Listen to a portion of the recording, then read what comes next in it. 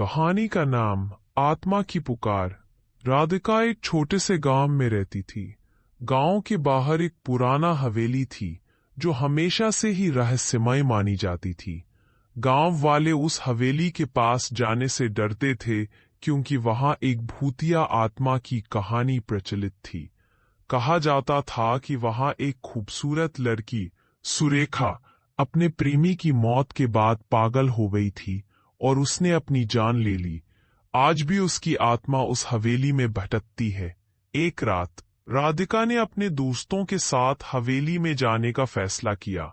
उसने सुना था कि वहां रात बिताने से उन्हें साहस और आत्मविश्वास मिलेगा। उसके दोस्तों ने बहुत मना किया, लेकिन राधिका ने उनकी बातों को अनसुना कर दिया। उसे लगता था कि ये सब महज अफवाहें हैं और वो एक साहसी लड़की है। हवेली के दरवाजे पर पहुंचते ही राधिका का दिल तेजी से धड़कने लगा। हवेली का दरवाजा जर्जर और खौफनाक था। जैसे ही उन्होंने दरवाजा खोला, अंदर की ठंडी हवा ने उन्हें चौंका दिया। हवेली के अंदर अंधेरा था और हर ओर धूल और जाले फैले हुए थे। राधिका ने अपनी दोस्तों के साथ एक कमरे में जाकर लाइट जलाई। कमरे में एक पुराना सोफा और एक पुरानी किताब पड़ी थी। राधिका ने किताब उठाई और पढ़ना शुरू किया। यहाँ सुरेखा की कहानी है। उसने कहा, यहाँ लिखा है कि वह अपने प्रेमी से बहुत प्यार करती थी और उसकी मौत के बाद उसे ऐसा लगा कि उसका दिल टूट गया। वह अपनी यादों में जीती रही और उसके बाद उसकी आत्मा इस हवेली में बसी रही। जैसे ही राधिका ने कहानी पढ़ी, कमरे में अचानक एक ठंडी हवा आई।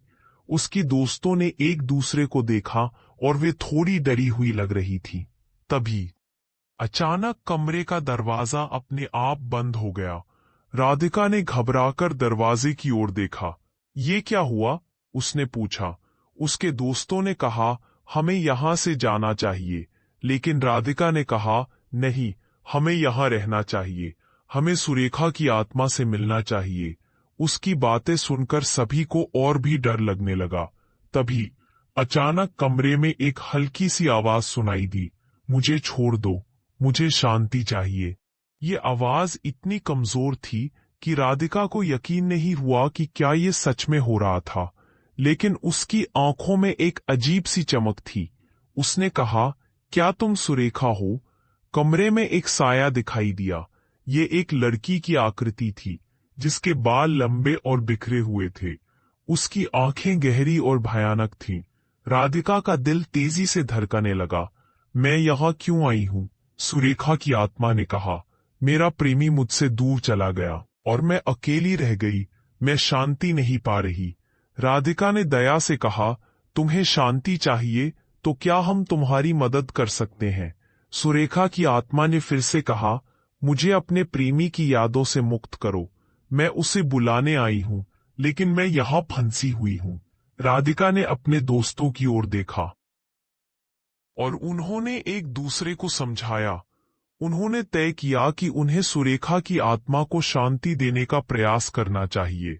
राधिका ने सुरेखा से कहा, हम तुम्हें मदद करेंगे। बताओ तुम्हारा प्रेमी कौन है? सुरेखा ने धीरे से कहा, वो नामी है।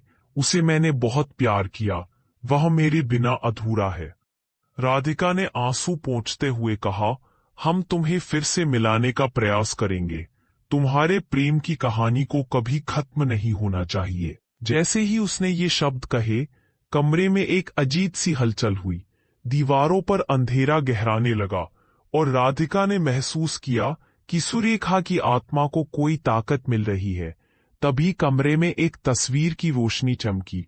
वह तस्वीर सुरेखा और उसके प्रेमी की थी। राधिका ने कहा, क्या तुम इस तस्वीर को देख सकती हो? सुरेखा ने धीरे धीरे सिर हिलाया। हाँ, मैं उसे पहचानती हूँ। तभी अचानक तस्वीर से एक प्रकाश निकला और सुरेखा की आत्मा उस प्रकाश में खो गई। राधिका और उसकी दोस्तों ने राहत की सांस ली। अब सुरेखा की आत्मा को शांति मिल गई थी। जैसे ही वे हवेली से बाहर आए, राधिका ने महसूस किया कि उसका दिल भारी था, लेकिन एक सुकून भी था। उसने अपने दोस्तों से कहा, कभी कभी डर से आगे बढ़ने पर हमें अद्भुत चीजें मिलती हैं। इस तरह राधिका और उसके दोस्तों ने न केवल सुरेखा को शांति दी, बल्कि अपने अंदर भी एक नया साहस महसूस किया। हवेली अब पहले जैसी डरावनी नहीं रही, बल्कि एक यादगार अनुभव बन गई जो हमेशा उनके दिल में बसी रहेगी। इस रात की यादों ने राधिका को सिखाया कि प्यार और आत्मा की पुकार कभी खत्म नहीं होती। एक गांव था जिसका नाम था काला गांव।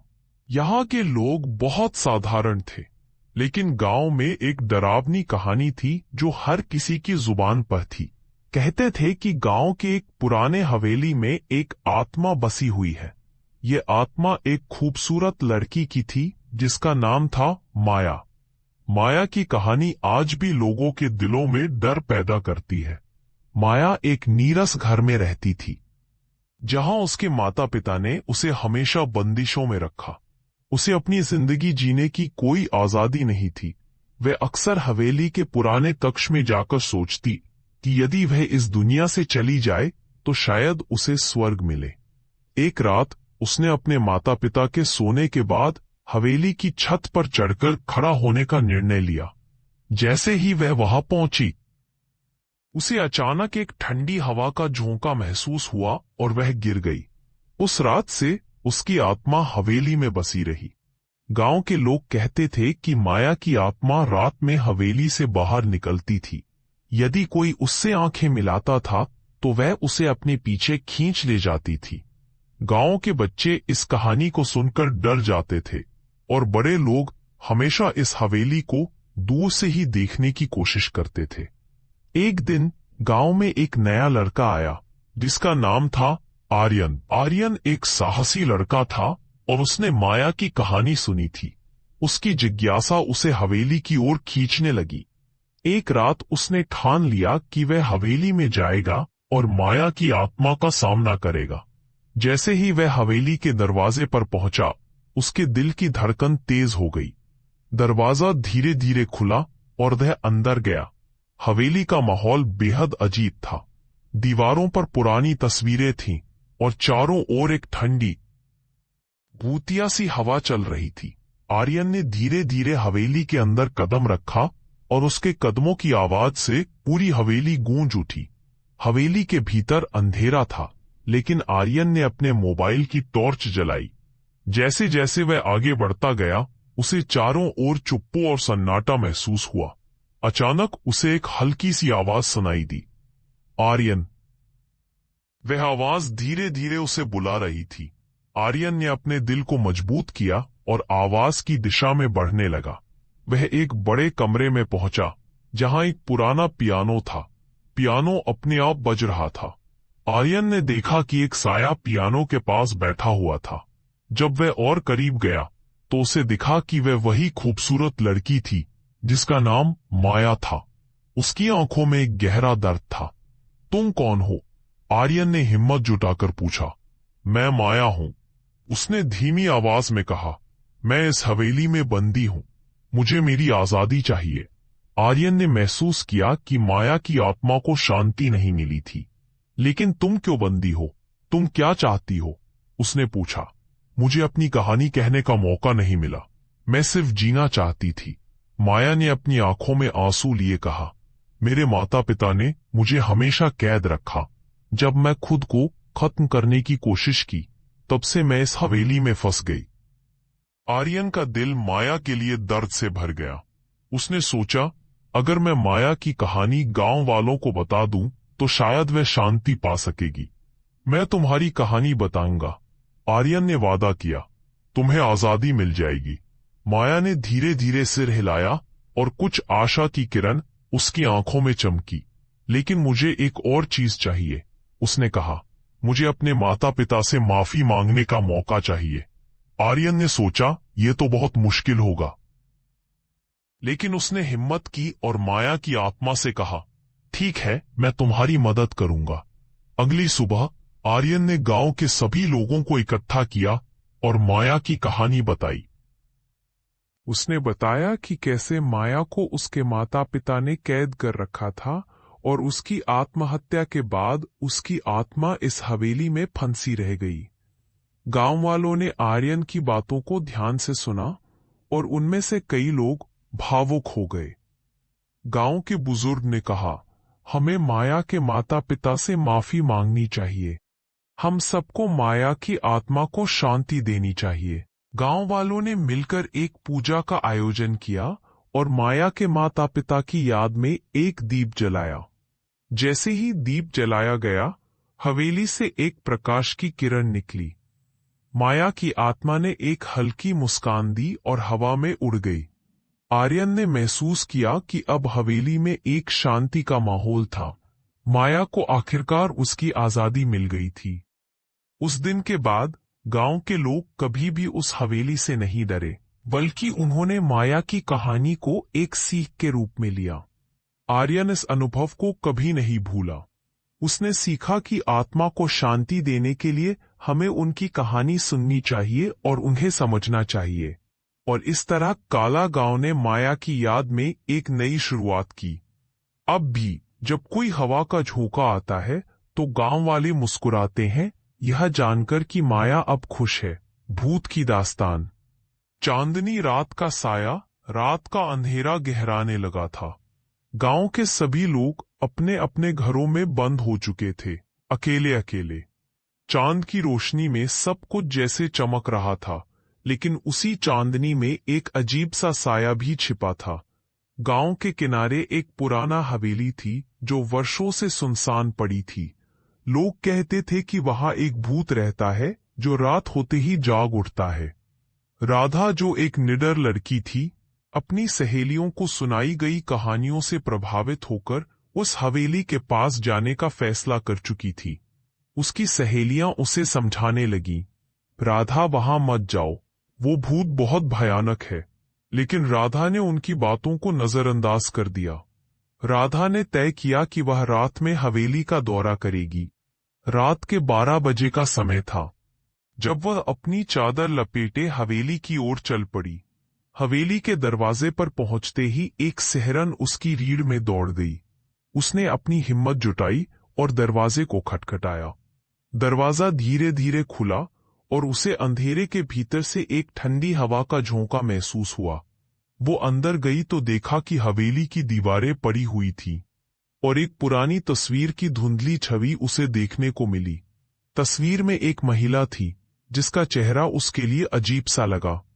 अचानक उस तस्वीर से एक आवाज आई, क्यों आई हो तुम यहां? राधा चौंकी, लेकिन उसने खुद को संभाला। मैं सिर्फ एक कहानी सुनना चाहती थी, उसने साहस से कहा। तभी एक ठंडी हवा का झोंका आया और राधा को लगा जैसे कोई उसके पीछे खड़ा है। उसने पलटा, लेकिन वहां कोई नहीं था। उसका दिल तेजी से धड़कने लगा। ये सब मेरे मन का वहम है, उसने सोचा और आगे बढ़ी। जैसे ही वह हवेली के अंदर गई, उसे वहां कुछ अजीब सा महसूस होने लगा। दीवारों पर लगी पुरानी तस्वीरें जैसे उसे घूर रही थीं। वह एक कमरे में गई और वहां एक पुराना दर्पण देखा।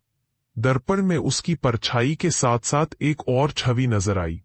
वह छवि एक औरत की थी जो उसे घूर रही थी। राधा ने डरकर कहा, तुम कौन हो? मैं इस हवेली की मालकिन हूं, औरत ने जवाब दिया। मेरा नाम सुमिता है, मुझे यहाँ कैद कर दिया गया है। दिल धड़क उठा। कैद? तुम यहाँ क्यों हो? सुमिता ने कहा, यहाँ एक काला रहस्य छिपा है। मैंने एक बार इस हवेली में एक पार्टी की थी जब मेरे पति ने मुझे धोखा देकर मार डाला। तभी से मैं इस हवेली में बंदी हूं। राधा की आंखों में आंसू आ गए। मुझे तुम्हारी मदद करनी होगी सुमिता, मैं तुम्हें यहां से निकालना चाहती हूं। सुमिता ने कहा, तुम्हें इस हवेली के राज को जानना होगा। यहाँ एक पुराना खजाना है जो मेरे पति ने छुपाया था। अगर तुम उसे ढूंढ निकालोगी तो मुझे मुक्ति मिलेगी। राधा ने हिम्मत जुटाई और सुमिता से पूछा, वो खजाना कहाँ है? हवेली के नीचे एक गुप्त कमरे में, लेकिन वहां जाना बहुत खतरनाक है। राधा ने सोच लिया कि उसे उस खजाने को ढूंढना होगा। वह सुमिता से दिशा निर्देश लेकर हवेली के नीचे की ओर बढ़ी। उसने देखा कि वहां एक पुरानी सीढ़ी थी जो नीचे जाती थी। सीढ़ी चढ़ते हुए राधा का दिल तेजी से धड़कने लगा। नीचे पहुंचते ही उसे एक अंधेरा कमरा दिखाई दिया। कमरे में चारों ओर पुरानी चीजें बिखरी हुई थी। राधा ने इधर उधर देखा और अचानक उसकी नजर एक पुरानी संदूक पर पड़ी। उसे विश्वास हो गया कि यही वह खजाना होगा। जब उसने संदूक खोली तो उसमें सोने की कई चीजें थीं, लेकिन अचानक कमरे में एक तेज हवा का झोंका आया और राधा ने देखा कि सुमिता का भूत उसके पास आ रहा था। तुमने मेरा खजाना खोज लिया है, सुमिता ने कहा। राधा ने कहा, मैं तुम्हारी मदद करूंगी, लेकिन तुम मुझे बताओ कि मुझे क्या करना होगा। सुमिता ने कहा, तुम्हें इसे हवेली के बाहर ले जाना होगा। वहां एक पेड़ है, उसके नीचे इसे दफन कर दो। राधा ने खजाने को उठाया और बहुत तेजी से हवेली से बाहर निकली।